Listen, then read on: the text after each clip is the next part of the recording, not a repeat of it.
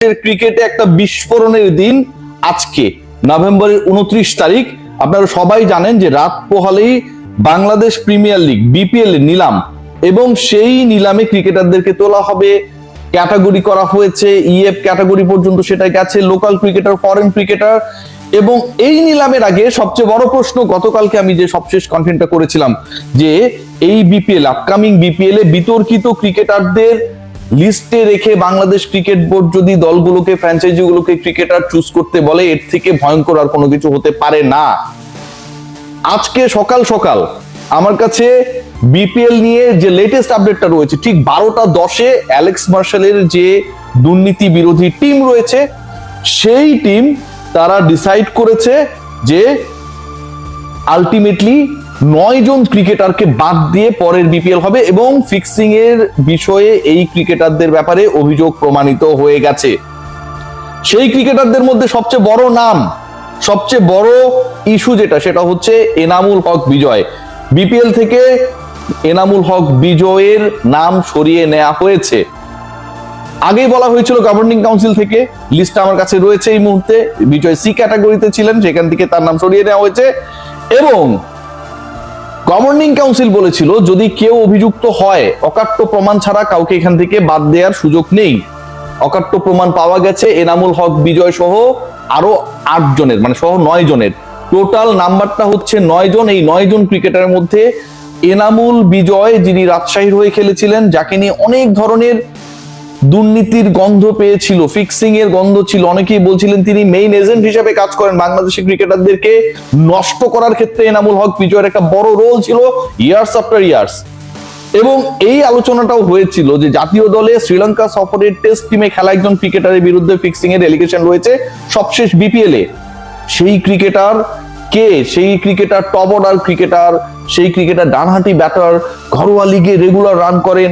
আমরা নামটা, আমি স্পেশালি জানার পরেও বলছিলাম না, নানা সূত্রে জানার পরেও বলছিলাম না, এবং সেই ক্রিকেটারই হচ্ছে Enamul Haque Bijoy, A B, mister A B Enamul Haque Bijoy. He represented দুবার রাজশাহী লাস্ট টাইম, এবং রাজশাহীতে কি হয়েছে, কি ধরনের নোংরামি হয়েছে, you all know about that addition.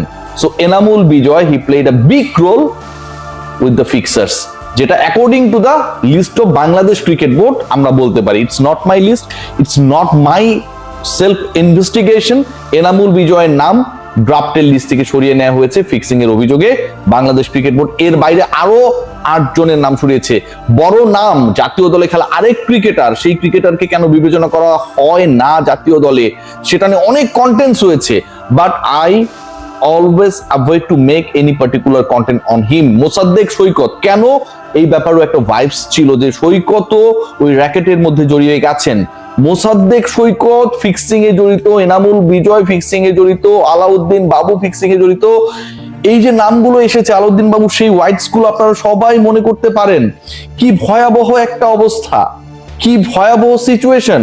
Rajshahi ম্যাচের পর ম্যাচ হারছিল, এমনও নাকি হয়েছে কোন একটা পার্টিকুলার ম্যাচ হারার প্ল্যান ছিল, সেটা তারা লাকিলি জিতে গেছে দেখে মালিক পক্ষ কেঁপে গেছে। মানে রাজশাহীতে 2 দিক 3 দিক থেকে নাকি ফিক্সারদের ইনভেস্টমেন্ট ছিল, কেউ চাইতো হারাতে, কেউ চাইতো জেতাতে। যে হারাতে চাইতো সে হারালে বেনিফিটেড হবে, যে জেতাতে চাইতো দলের স্বার্থে না নিজের স্বার্থে, জিতলে অন্য জায়গা থেকে মানি মেক হবে, সেখানটাও ফিক্সার ইনভলভ ছিলেন। গত বিপিএলটা যে কদর্য বিপিএল ছিল, বাজে বিপিএল ছিল, ভয়াবহ বিপিএল ছিল, ক্রিকেটারদের নৈতিকতাকে গুড়িয়ে দেয়া, ধ্বংস করে দেয়া বিপিএল ছিল। এনামুল বিজয় কিংবা মোসাদ্দেক সৈকতদের মতো ক্রিকেটারদের নাম যখন প্রমাণিত হয়, অ্যালেক্স মার্শাল, আইসিসি দুর্নীতি বিরোধী যে তদন্ত সংস্থা রয়েছে সেখানটায়, সেই অ্যান্টি কারাপশন কমিটিতে তিনি চিফ দায়িত্ব পালন করেছেন, প্রধানের দায়িত্ব পালন করেছেন, সেই তিনি যখন এই জিনিসটা দিয়ে দেন, এরপরে আসলে এখান থেকে কোনো ধরনের সংশয় সন্দেহের জায়গা থাকে না। বিজয়ের ক্ষেত্রে যেটা হতে যাচ্ছে সেটা আরো ভয়াবহ। সেটা হচ্ছে Enamul Bijoy is not going to be the part of the BPL. তার বিরুদ্ধে শাস্তিমূলক ব্যবস্থা বাংলাদেশ ক্রিকেট বোর্ড আনুষ্ঠানিকভাবে গ্রহণ করবে। কতদিন তিনি নিষিদ্ধ থাকবেন সেটা BPL governing council and BCB decide করবে। এর বাইরেও যে ইন্টারেস্টিং পার্ট, এনামুল এবং মোসাদ্দেকের ব্যাপারে আইসিসি তাদেরকে আলাদা করে শাস্তির সম্মুখীন করবেন, এবং সেই শাস্তির ডিসিশনটাও যেহেতু Bangladesh cricket board already investigation করেছে, এবং আইসিসি দুর্নীতি বিরোধী সংস্থা যেটা অ্যালেক্স মার্শাল যেটার প্রধান ছিলেন তিনি এটার সাথে জড়িয়ে গেছেন।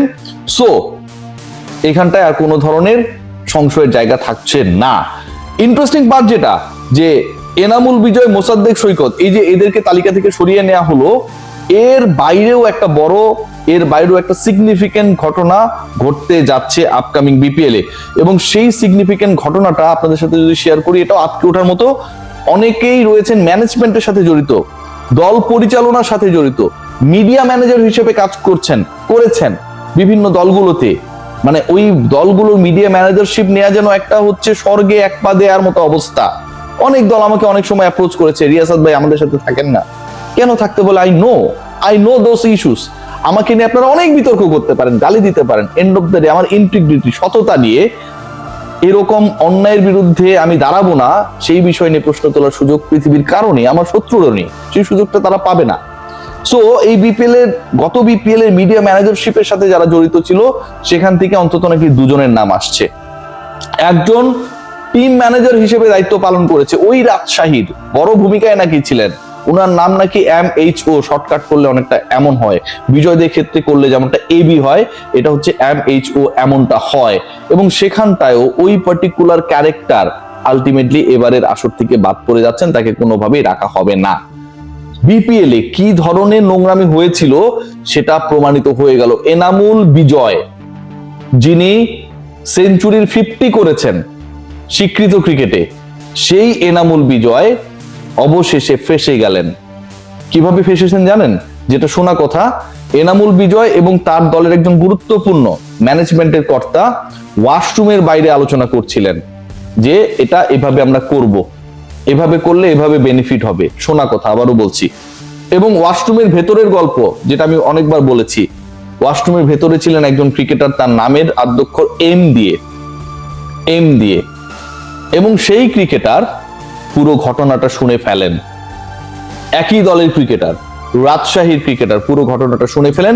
তখনই তৎক্ষণাৎ বিপিএল এ যে তদন্ত কমিটি কাজ করছিল, আকসুর একটা লোকাল ইউনিট, বাংলাদেশের একটা ইউনিট, দুর্নীতি দমন কমিশন, ওটা কাজ করে, তাদেরকে জানানো হয়, স্টেটমেন্ট নেওয়া হয়।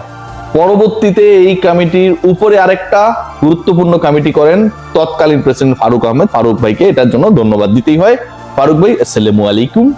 এবং সেই কমিটি, 3 সদস্যের কমিটির 900 পৃষ্ঠার রিপোর্ট, এভিডেন্স রিভিউ করেন অ্যালেক্স মার্শাল। ফাইনালি এনামুল বিজয়, মোসাদ্দেক হোসেন সৈকতদের মতো বাংলাদেশের নামী ক্রিকেটাররা কট খেয়ে গেলেন। তারা তো আর লোকাল ক্রিকেট খেলতেই পারবেন না, যেহেতু এরকম একটা ভয়াবহ অভিযুক্ত হয়ে তারা বাদ পড়ে গেলেন। ইন্টারন্যাশনাল ক্রিকেট খেলারও তাদের সম্ভাবনা আগেই নষ্ট হয়ে গেছে, সেটা থাকছে না। এবং বাংলাদেশ ক্রিকেট বোর্ডকে আসলে কি বলবো, যে এরকম ঘটনা ঘটার পরেও তারা কেন পরবর্তী সময় ফেব্রুয়ারিতে শ্রীলঙ্কা সফরের দলে এনামুল হক বিজয়ের মতো একজন অভিযুক্ত ক্রিকেটারকে জায়গা দিল, সেটাও কিন্তু একটা বড় প্রশ্ন। কার সাথে, কেন, কার প্ররোচনায় এই জায়গাটা তিনি পেলেন, সেই প্রশ্নের উত্তর নিশ্চয়ই আমরা খোঁজার চেষ্টা করব। আপাতত আপডেট, মোসাদ্দেক সৈকত বাংলাদেশের one of the best cricketer, আবাহনীর হয়ে দীর্ঘ সময় সার্ভিস দিয়েছেন, ক্যাপ্টেন্সি করেছেন। মাশরাফি বিন মুর্তজা নিজে ক্যাপ্টেন্সি না করে সৈকতকে দিয়ে করিয়েছেন। সেই সৈকত, এনামুল হক বিজয় অসীম সম্ভাবনাময় একজন ক্রিকেটার ছিলেন, নিজেকে নষ্ট করেছেন, অন্যদের ক্ষেত্রে কি করেছেন আমি জানি না। সেই ক্রিকেটার ফিক্সিং এর অভিযোগে অভিযুক্ত হওয়ার পর, অ্যালেক্স মার্শালের কমিটি প্রমাণ পাওয়ার পর ড্রাফট লিস্ট থেকে তাদের নাম সরিয়ে নেওয়া হলো। আর কিছুই বলার নেই, ভয়ঙ্কর দুঃখের দিন আজকে। সবাই ভালো থাকবেন।